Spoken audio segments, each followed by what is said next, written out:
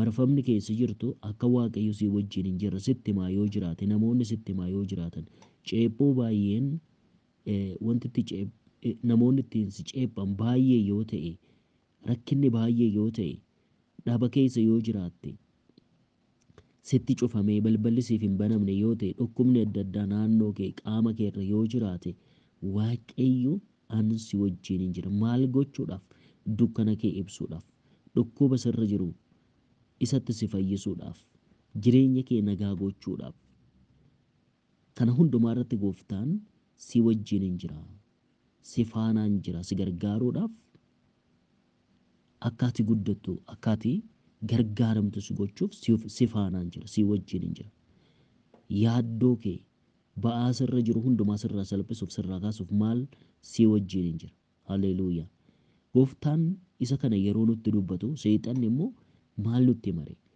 waaqayyo si wajjin hin jiru ati gooftaa wajjin hin jirtu kanaaf rakkinni kun gara jireenya keetii dhufe cubbuu keessa jirta kufaatii keessa balballi sitti cufameera ati nan tajaajilatta waa'ee gooftaa nan dubbaddatte gooftaan si wajjin jiru kadhanne keessiif hin deebine balballi siif hin banamne waa'ee maatii keetiitiif ta'uu danda'a karaa adda addaatiin ceephoo garaagaraatiin sammuu si naanneessee nagaa si dhorkee akka waan waaqayyo si wajjin hin jirretti sitti fakkeesse akka ati gungumtu akka ati gadditu akka ati yaaddoo keessa galtuu fi yaada waaqayyoo irraa gara duubatti akka deebitu si gochuuf seexanni sa'aatii 24 torbee guutuu jireenya kee irratti hojjechuu isaan dhiisu.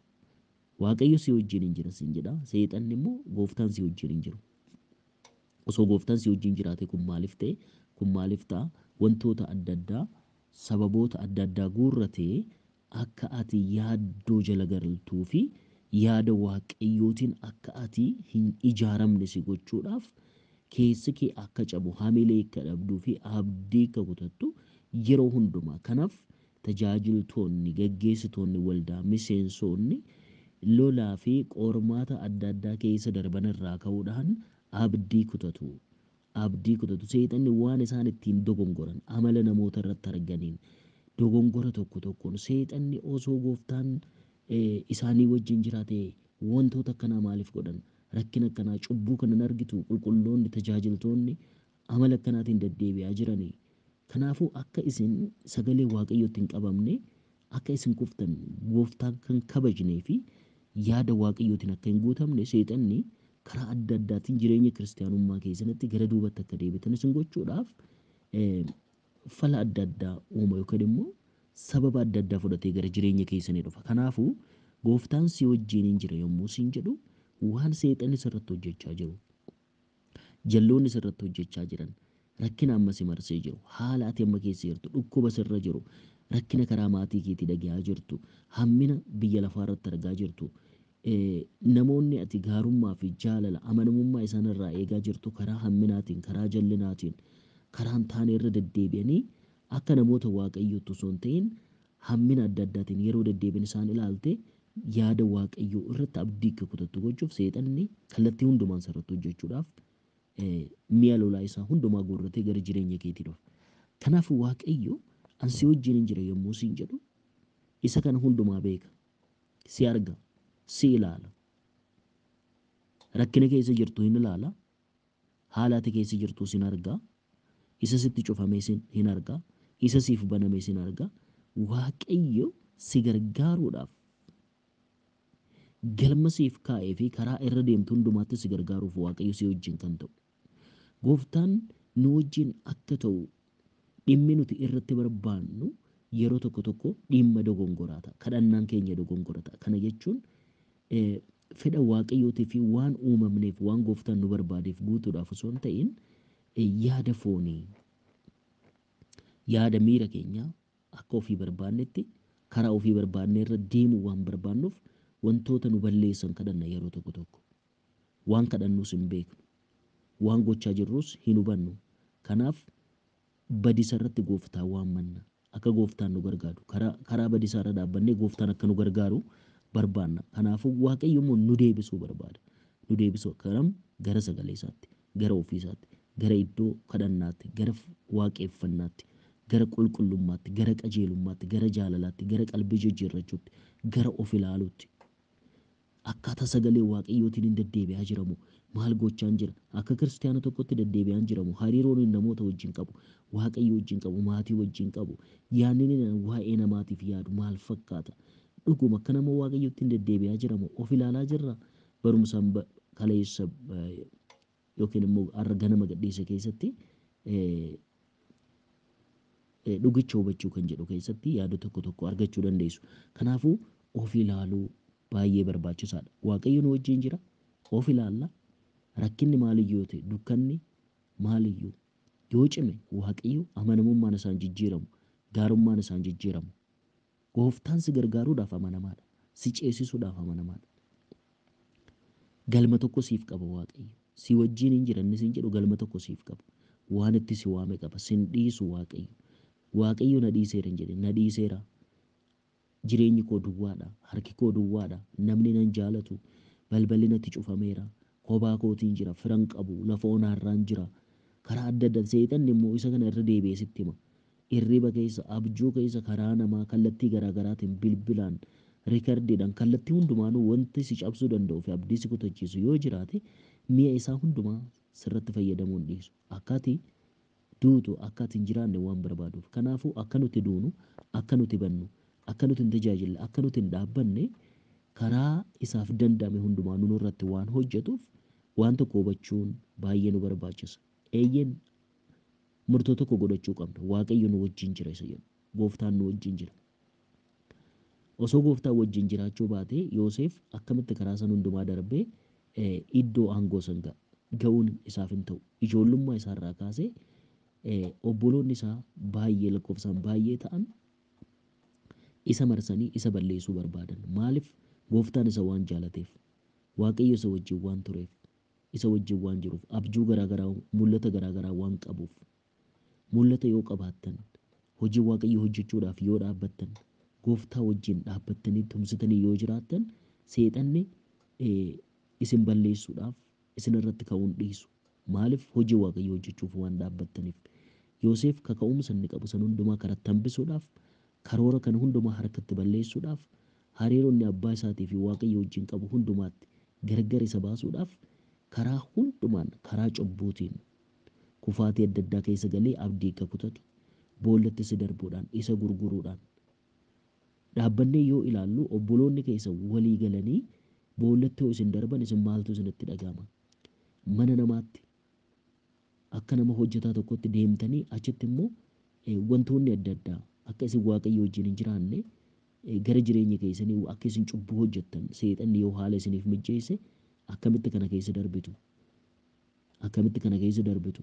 Mana hidhaatti isin darbanii achitti immoo yoo eegamtan mul'atan qabu osoo jettanii waamichaan qabu osoo jettanii waaqayyo na wajjin jiraatanii osoo amantanii bu'aa ba'iiwwan rakkinoonni karaa hin beeknerra lafa onaa keessa obbolootaan namoota beektan yookiin immoo isin wajjin dhalataniin yoo darbatamtan kana hundumaa ilaaltanii waa'ee Yoosef yoo ilaaltan isa wajjin kan jiru waaqayyo isa hin dhiifne. Arras waaqayyo inni si wajjin jiru yoo sin dhiisin haalonni argaa jirtuu fi wantoonni mul'ataa jiran baay'ee yoo ta'u waaqayyo karoora tokko siif qaba. Karaa irra deemtu waaqayyo siif qopheesseera. Kanaafuu dhaabbachuu qabda. Maaliin kadhachaa jira? Garamiin deemaa jira? Waan waaqayyo barbaaduun barbaadaa jiramu? Karaa inni irra deeminaan jedharraan deemaa jiramu?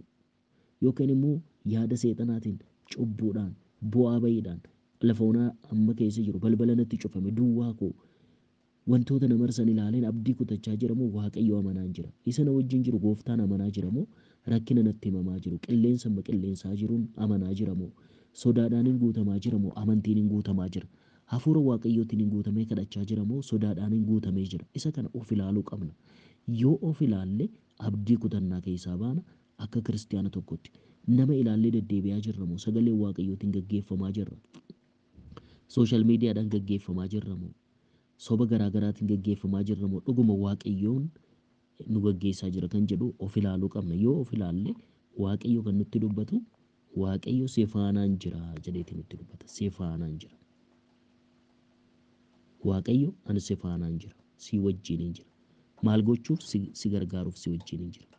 Si ceesisuuf si wajjiniin jira. Si gargaaruuf si wajjiniin jira. Si baasuudhaaf si wajjiniin jira. Gara ulfinaatti si baasuudhaaf. Iddootti gaddite, iddootti kufte, iddootti cabde, iddootti rakkatte, iddootti boo'aa jirtuuf itti gaddaa jirtutti sin dhiisu. Maaliif si faana waan hin jiruuf boolla keessatti sin dhiisu, mana hidhaatti sin dhiisu, iddoo rakkina. Mana hidhaa yommuu jennu yeroo tokko tokko iddoon baay'een jireenyi keenya akka mana hidhaatti nutti ta'a. Lafti nuti jiraannu yeroo baay'ee namoonni iddoon hojii isaaniif hin mijjanne biiroo garaagaraa keessa kan hojjetan lafa jiranitti rakkina adda addaa xalaan adda addaa isaan irratti kan barreeffamu hin dubbatu. Haala isaan keessa darban hojii mootummaa kan hojjetan akkasumas immoo iddoo garaagaraatti kaampaanii garaagaraa keessas kan hojjetan rakkinoota isaan keessa darban mana namaa keessa kan jiran fuulli namaa yeroo isaanitti jijjiirame gola namaa keessatti rakkina keessa darban kophaa isaanii maatiitti gargar ba'anii afaan osoo hin beekin darbatama baay'ee fi rakkina baay'ee keessa yeroo darban abdii kutannaa garaagaraatu jira. Kana hundumaa keessatti garuu Waaqayyo nu faana jira. Isa kana gaa qabachuun kan nurra jiru caalchifnee kan Waaqayyo gooftaan na faana jira nan dhiisu. Gooftaan na wajjin jira nan dhiisu. Waaqayyo amanamaadha nan dhiisu. Gooftaan na gargaara nan dhiisu jennee amanuutu nurraa eegama. Yoo isa kana amanaa jiraanne cubbuu keessa yoo jiraanne kufaatii keessa yoo jiraanne rakkina keessa yoo jiraanne balballi yoo nutti cufame qabeenya harkaan qabnu yoo ta'e namoonni nu dhiisan yoo ta'e gadda adda addaa yoo dhagaa jiraanne kana hundumaa keessatti gooftaa wajjin yoo jiraanne isa nu gargaaraa jiru isa nu ceesisaa jiru gooftaa wajjin deddeebi'aa yoo jiraanne haalonni keenya hundumtuu nu jijjiiramu. Manni keenya hin jijjiirama. Jireenyi keenya hin jijjiirama. Gooftaan karaa barbaadetti nu guddisa. Hafuura isaatiin nu guddisa. Nu eebbisa. Namoota isa galateeffatan gooftaa waaqessan dukkana keessaa kan ba'an namoota ifa keessa deddeebi'an taanee argamna. Maaliif amanamummaan Waaqayyoo waan hin jijjiiramneef haleluuyaa. Gooftaaf galanni ulfinni guddaan haa ta'u. Kanaafuu qulqulloota maatiin Waaqayyoo kiristaanota gooftaadhaan kan jaalatamtan gochuun kan nurra jiru gooftaan nu wajjin jira. Eeyyeen akka gooftaan si wajjin hin jirre akka gooftaan si gargaaraa hin jirre kan sitti himan wantoota baay'ee arguu dandeessa. Dhugaadha isa kana namni sobuun irra jiru sobuun nurra hin jiru. Sobuun nurra hin jiru maaliif rakkinoonni adda addaa hin dhufu. Rakkinoonni adda addaa hin dhufu. Rakkinoota kana keessatti garuu akkamitti darbaa jirraadha. Sobaa miti kan darbinu dhugaadhaan darbina. Amanaa darbina. Amanaa darbina. Rakkinni jira. Ibiddi jira. Qilleensi jira. Wanti bubbisaa jiru. Wanti dhagamaa jiru maali? Kan hundumaa gidduutti garuu gooftaan amanamaadha na wajjin jira. Na wajjin jira. Na gargaara. Na ceesisa. Phaawulos fuula isaa dhaabbachuudhaaf yeroo markabaan deemutti qilleensi baay'ee bubbee guddaa qabu yeroo isaan mudatetti namoonni inni ergaatti himee fi deemuun karaa sanarra rakkina karaa sanarra jiru yommuu itti himu kaapiteenatti isaaf hin dhageenye ture. Iddoon arganne fuula isaanitti.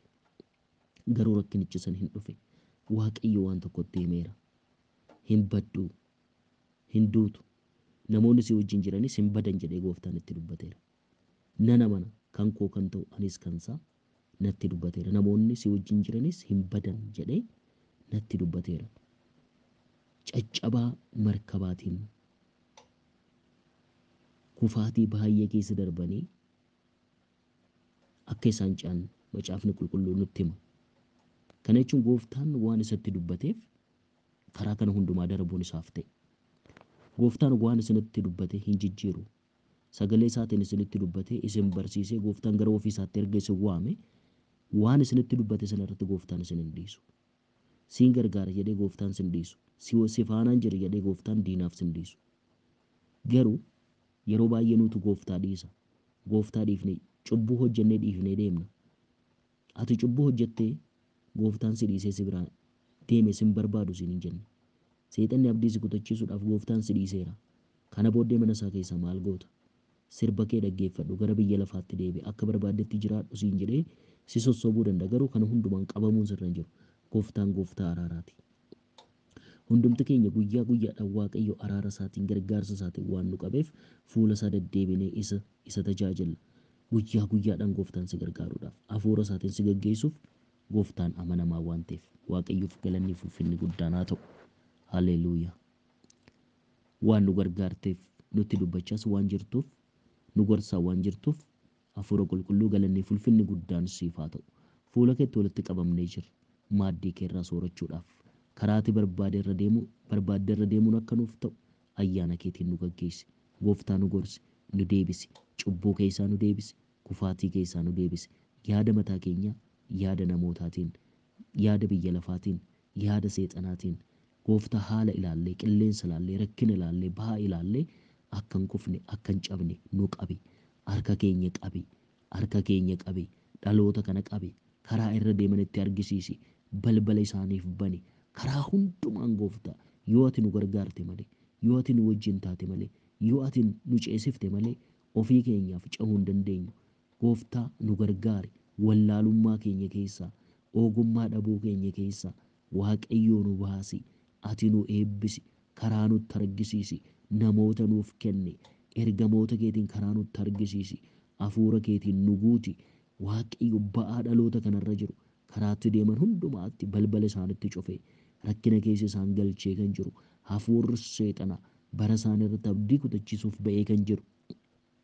Ati isaan faana osoo jirtu, nu faana osoo jirtu akka ati nu wajjin hin jirretti nutti mul'isuudhaaf hojjechaa kan jiru hafuura seexanaa, hafuura diinaa maqaa gooftaa Yesuus Kiristoosiin bara isaaniirraa jireenya isaaniirraa kan cabe akka ta'u sa'aatii kanatti siin kadhaa. Jireenyi isaanii nagaa haa argatu, boqonnaa haa argatu. Qabamanii kan jiran, hidhamanii kan jiran, gaafii garaagaraatiin guutamanii kan jiran yeroo kanatti boqonnaa haa argatanii. Jireenyi isaanii haa fayyu, manni isaanii haa fayyu, karaatti deeman hundumaatti haa gargaaramanii. Harka dhaloota kanaa qabi gooftaa yeroo kanatti siin kadhaa. Gaddaa kan jiran, dhukkuba garaagaraatiin dhukkubsachaa kan jiran, waa'ee maatii isaaniitiif gaddaa bo'aa kan jiran, jireenyi isaanii gaafiidhaan kan guutame, balballi isaanitti kan cufamee jiru gooftaa gara keetti deebi'uun, qalbii jijjiirrachuun, of ilaaluun gooftaan na faana jirta, ati na gargaarta jedhanii amantiin gara keetti deebi'uun isaaniif akka ta'utti hafuura keetiin isaanitti dubbadhu. Guyyaan kun guyyaa isaan gorsitu, guyyaa isaanitti dubbatu, guyyaa isaan qulqulleessituu fi isaan miiccu, araara keetiin isaanii wajjin taatu, ulfina keetiin isaanii wajjin taatu, gaarummaa keetiin isaanii wajjin taatu isaaniif akka ta'u yeroo kanatti siin kadha. Gidduu galiif jireenya keenyaaf gidduu gali, mana keenyaaf gidduu gali, gooftaa karoora keenyaaf gidduu gali. Karaarra deemnu hundumaa nutti argisiisi, karaarra deemnu hundumaa nutti argisiisi. Maqaa gooftaa Yesuusiin biyya keenya gargaari, dhaloota keenya gargaari. Gooftaa biyya keenya gargaari, dhaloota keenya gargaari. Ati nu fayyisi, ati nu deebisi, ati gidduu nuuf gali, kallattii hundumaan nu gargaari. Gaarummaan kee, amanamummaan kee, ulfinni kee nu wajjin haa ta'u. Ati amanamaadha, ati gaariidha.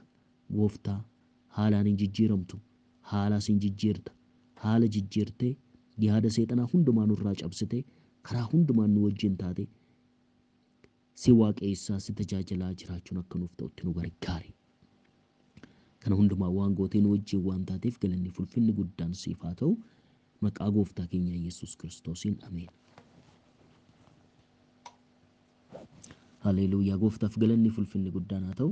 Itti fufuudhaan egaa mata duree keenya irraa wal wajjin ilaalla. Waaqayyo si faana jira kan jedhudha.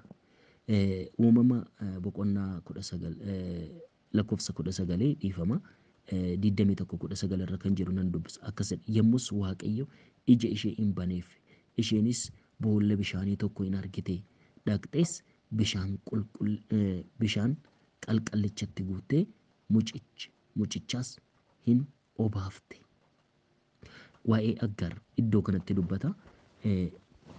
Lafa kanatti waa'ee dubartii kanaa yommuu dubbatu mucaa ishee waan obaaftu, mucaa tokko manaa fudhattee kan baate waan obaaftu dubartii dhabde.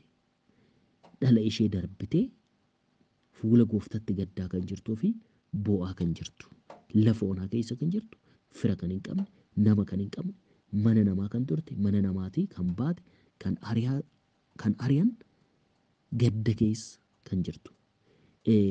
Gadi fageenyaan yoo ilaallu Aggaar nama biyya Gibxiiti. Abrahaam immoo Yihuudiidha yookiin immoo saba Israa'eliiti.